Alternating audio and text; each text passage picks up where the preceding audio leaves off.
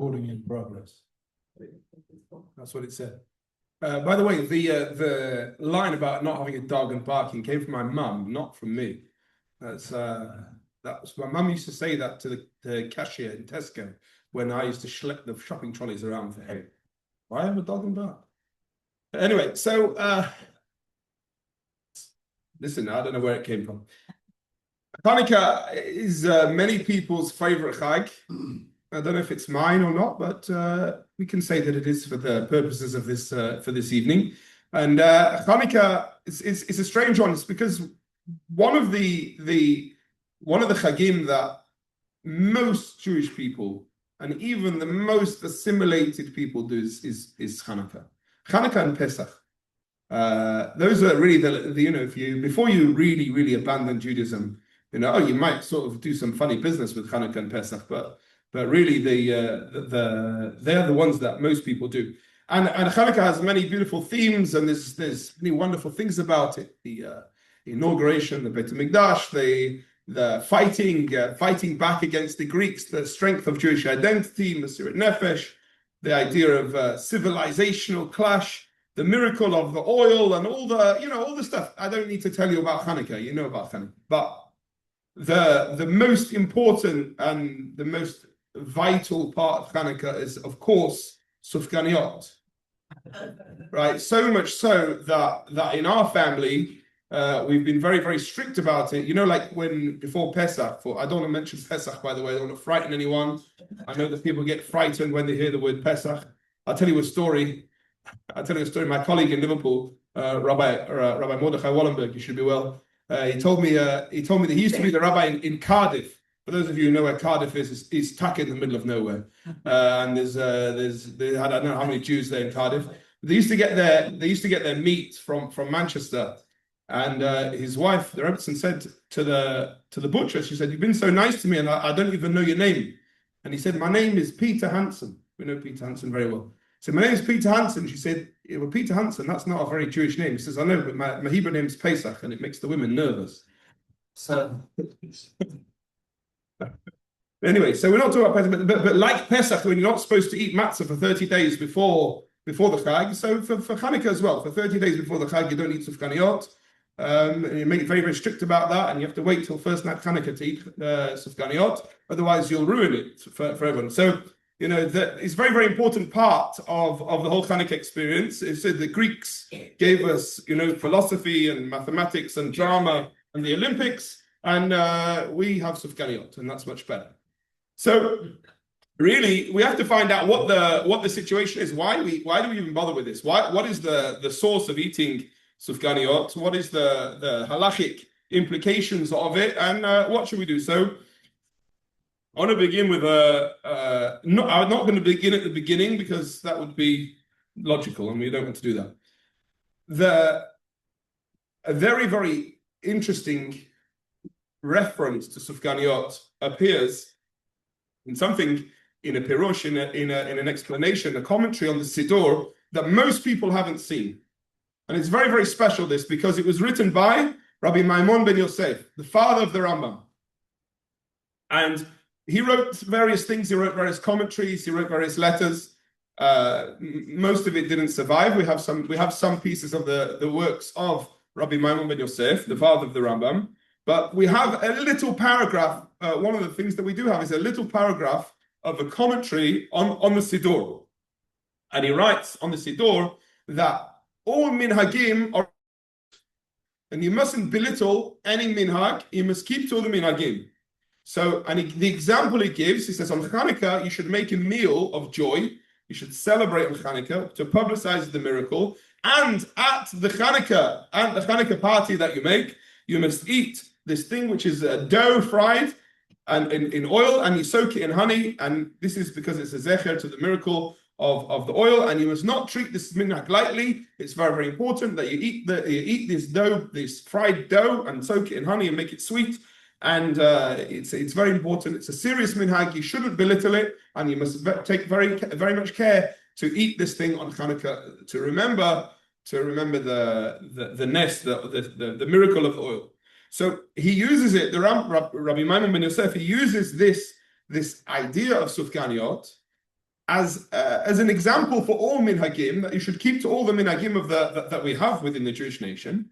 But such a really important one. That's the one he chooses to use in his explanation of the Siddur as to what we should do. So if anyone ever says to you, you're eating too many donuts, just say, I hold like the Rambam's father. It's very important. I'm sticking to the halacha, and I'm going to hold that, and I'm going to chumrah. I'm going to be stringent on the law, and I'm going to have another one.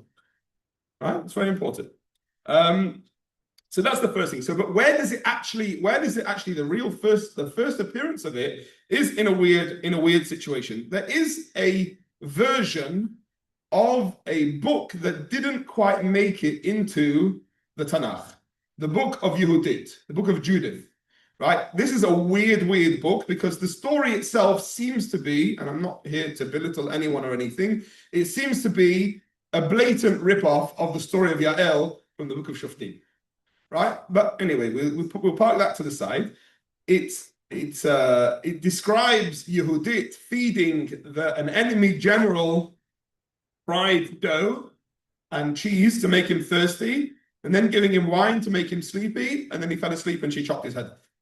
And therefore, based on that, it became a minhag of, that's the first appearance of Sufganiyot. By the way, that's the idea of eating dough, eating dairy on Chanukah as well, and also the idea that comes, you find in halacha, of women not working at the time of when the Chanukah is lit, because the women were part of the nest, so therefore not doing any work during the time. It comes from this idea from the book of Yehudit. Whether or not it happened is absolutely irrelevant. It doesn't matter. The time really. It's the only time in Jewish history where we had even a suggestion that any idea was that we were saved due to Sufganiyot, some fried dough in pastries and sorts of sweet things to make people go to sleep. Now, that is the fun part of it, but really there is a halachic implication for eating Sufganiyot as well, because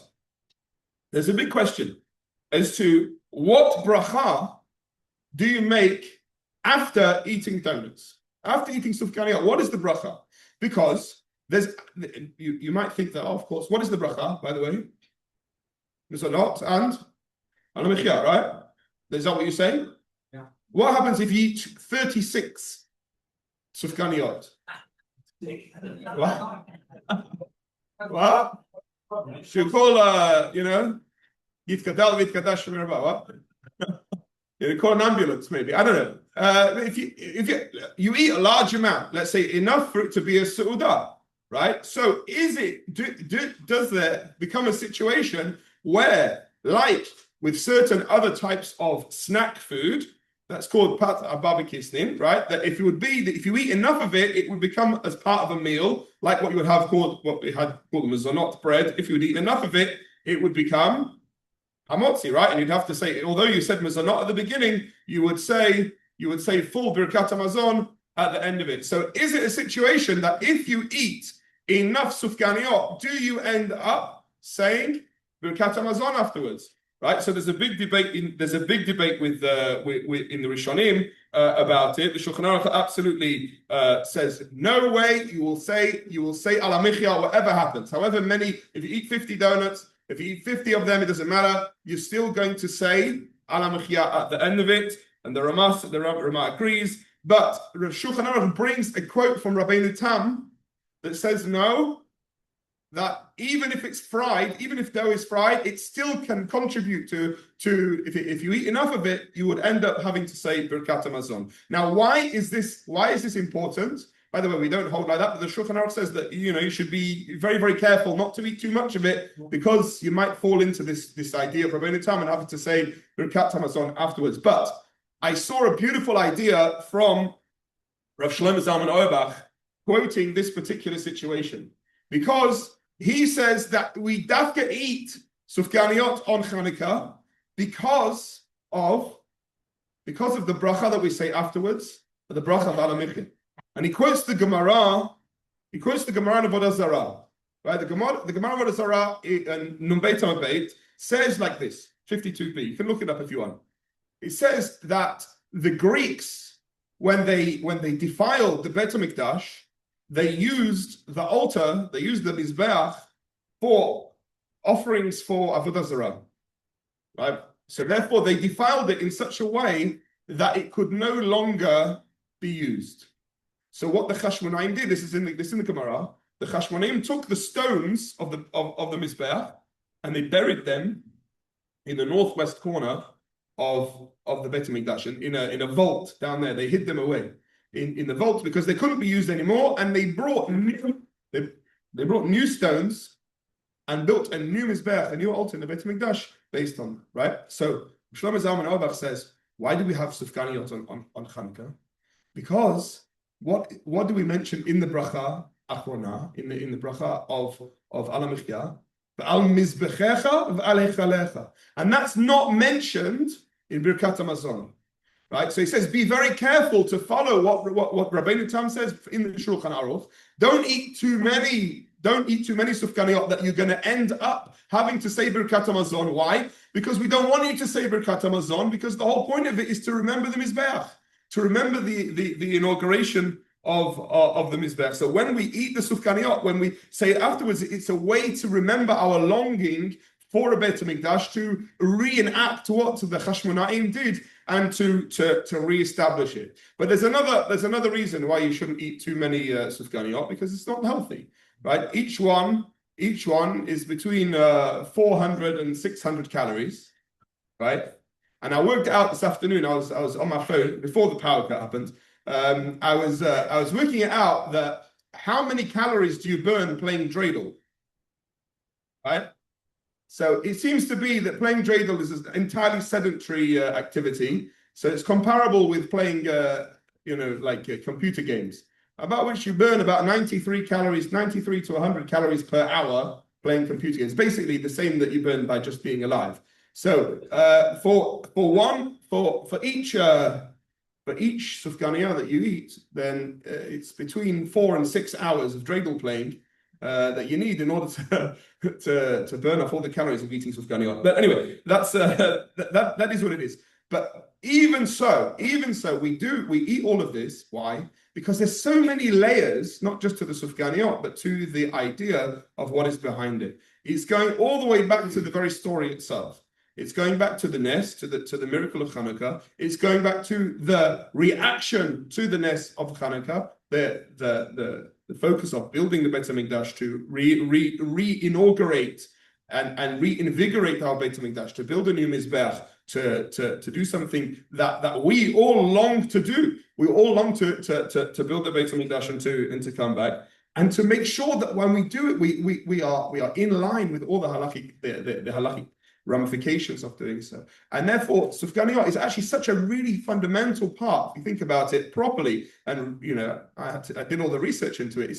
If you think about all the elements that go into it, it actually encapsulates all the ideas of Chanukah, the ideas of sticking to the halacha, right? Make sure that when you light those candles, like they did in the Beit HaMikdash, you do it properly, pour all the oil in, use the proper wicks, we're going to light it. And then the Nes happened, right? We inaugurated and set up our Beit HaMikdash. We did it proudly, and we did it with a vigor and an excitement to reestablish our Jewish identity, fighting against the Greeks. They did it in order to be connected, to look after our Jewish identity, and that's really the point of Chanukah. So those little round things, whether you have them with jam inside, whether you have it with all sorts of other fun and games, with different ones, or and I've seen Fleishik ones as well. Med showed me some Fleishik Sufganiyot the other day, which looked pretty good. Whatever you do with them, just remember where it comes from. Remember what you're doing while you eat it. Enjoy it, but just remember, don't eat too many, because you might have to bench afterwards, and that wouldn't be so good. And also, you'll have to play a lot of dreidel to work it off afterwards. Thanks very much.